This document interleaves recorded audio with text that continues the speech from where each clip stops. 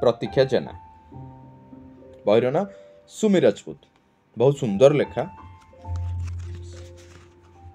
आमे देखा आबा 3 से विषय पदे शुणा।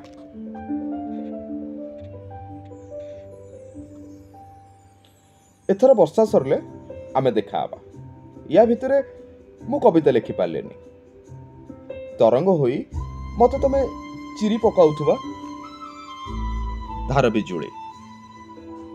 मो सोइबा घर बाल्कनी रु तो मुह नहीं आसे। या भितरे